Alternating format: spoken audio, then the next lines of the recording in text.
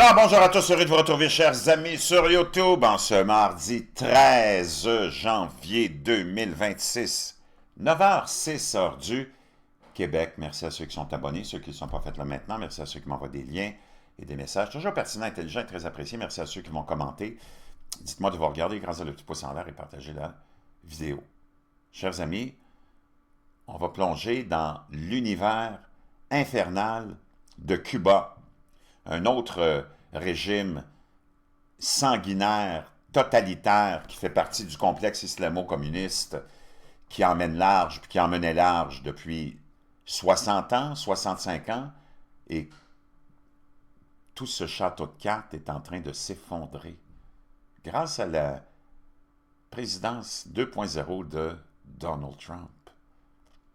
Cuba, un pays vraiment minuscule, qui a été pris d'assaut par le complexe islamo-communiste avec la pseudo-révolution de Fidel Castro qu'on te glorifie dans les universités québécoises et françaises, complètement cinglé,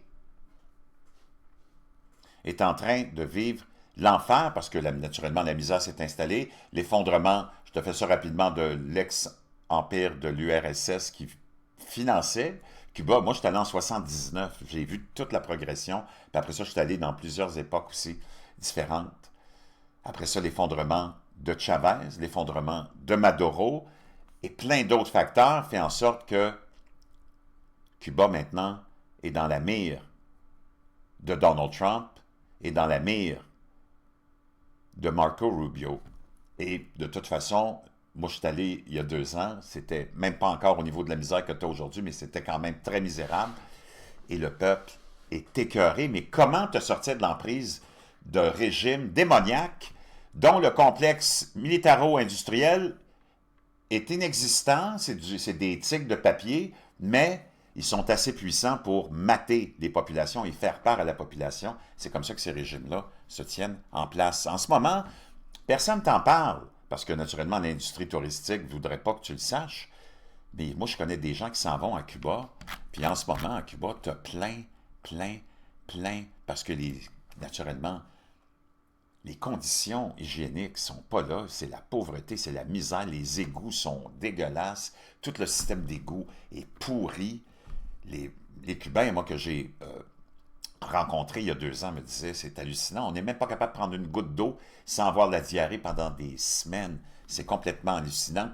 Puis en plus, tu as la maladie, plein de maladies qui se propagent en ce moment, puis qu'il y a encore des gens qui vendent des billets d'avion pour une destination comme Cuba qui est en ébullition, d'abord vraiment politique et sociale, puis face à la misère extrême de ce peuple-là, et face au danger que ça représente pour ta santé, moi je comprends pas. Bien que Cuba soit généralement considéré comme un pays sûr, mais ce l'est plus en matière de criminalité violente, comparé à certaines nations d'Amérique latine, les récentes épidémies importantes de maladies transmises par les moustiques, comme la dengue et le chikungunya, ainsi que les risques existants tels que les maladies hydriques, comme l'hépatite, la typhoïde, et la pénurie de matériel médical rendent indispensable pour leurs voyageurs de prendre des précautions sanitaires rigoureuses. Qui, dans son esprit sain, voudrait aller là, dans ces conditions-là? Voyons donc.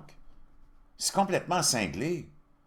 D'utiliser un répulsif anti-moustique, de boire de l'eau en bouteille, de se faire vacciner selon les recommandations et de souscrire à une assurance voyage complète.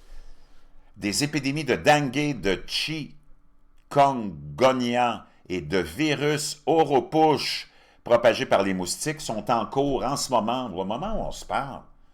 C'est complètement cinglé. L'hépatite, la typhoïde et d'autres infections demeurent un risque, notamment en raison des récentes inondations qui ont affecté déjà la qualité de l'eau qui est inexistante. J'aimerais te rappeler que tu manges des soupes, c'est fait avec quoi? Tu penses que c'est fait avec de l'eau de source, là? Comment on sanitise ou désinfecte la vaisselle dans ces hôtels-là, complexes hôteliers? Penses-tu qu'ils ont des produits comme toi tu as pour désinfecter adéquatement des verres, des cuillères, des fourchettes, des assiettes? C'est complètement gaga. Comment la nourriture est conservée, comment elle est manipulée, comment elle est rincée. De nombreux médicaments essentiels sont rares, alors emporter tout ce dont vous avez besoin pour votre voyage. Coudonc, il faut que tu amènes une pharmacie et une clinique avec toi. Qui, dans son esprit sain, voudrait dépenser 1500 $ pour une semaine puis mettre sa vie à risque comme ça? Et qui aurait la témérité de te vendre un billet d'avion pour une destination comme celle-là? Tout agent de voyage qui se respecte te dirait non, je ne te vends pas de billet, va-t'en ailleurs. Voyons donc, ça n'a pas de sens. Faites-vous vacciner, hépatite A, typhoïde et tétanos, sacrément. Voyons donc. Et discutez du virus Zika si vous êtes enceinte. Utilisez un répulsif puissant, portez des vêtements protecteurs. Ben là, pourquoi tu vas aller au soleil? Pourquoi tu vas aller au chaud? Va-t'en en Alaska? Assurez-vous que votre logement est protégé contre les insectes. Comment tu peux t'assurer de ça? Wow! Ne buvez que de l'eau en bouteille ou bouillie. Évitez les aliments crus ou insuffisamment cuits. Comment tu peux faire confiance à tout ça?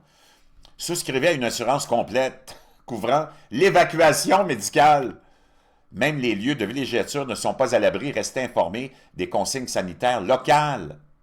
Aïe, aïe! Wow! Le gouvernement du Canada a émis des avertissements, des conseils aux voyageurs. Ça a été émis hier, la mise à jour. C'est un niveau critique de risque. Faites preuve d'une grande prudence. Moi, je veux savoir comment tu peux t'en aller en vacances pour te reposer, te déstresser, avoir une semaine ou deux de totale paix, quand tu pars avec l'idée qu'il faut que tu sois et que tu fasses preuve d'une grande prudence. Quel genre de vacances tu vas passer? Wow! Incroyable! On te parle des délits mineurs, des petits crimes violents qui sont aussi en augmentation, des agressions sexuelles aussi, qui ont été signalées. Beaucoup de fraudes, beaucoup d'arnaques. Des pannes de courant sont, même moi quand je suis allé il y a 2 ans, c'était à tous les jours. Les pénuries, le harcèlement. Il y a plein de choses qui se passent là-bas, mais on ne parle même pas, en plus, dans la vie, imagine-toi, dans la vie du gouvernement du Canada, on ne parle même pas de toutes les maladies qui sont là en ce moment, là. C'est complètement cinglé. Beaucoup de vols à la tire et de vols de sacs de main se produisent, chose que tu n'avais pas avant, les crimes violents, les agressions sexuelles, la fraude, la surcharge, et ainsi de suite. Mais le plus important, ils t'en parlent même pas. Wow! Faites attention, vraiment. S'il y a du monde, moi j'ai un ami qui s'en va à Cuba, là, je vais l'appeler, je vais dire, parce que j'ai appris ça hier. C'est complètement cinglé. C'est complètement gaga parce que j'étais à une classe de yoga, puis dans cette classe de yoga-là, il y a une femme que je connais qui travaille pour Air Canada, puis elle parlait de ça, de ce qui se passe là-bas. Elle dit, c'est complètement cinglé. Elle dit, il faut que j'appelle plein de clients pour leur dire ça. Ça n'a pas de sens.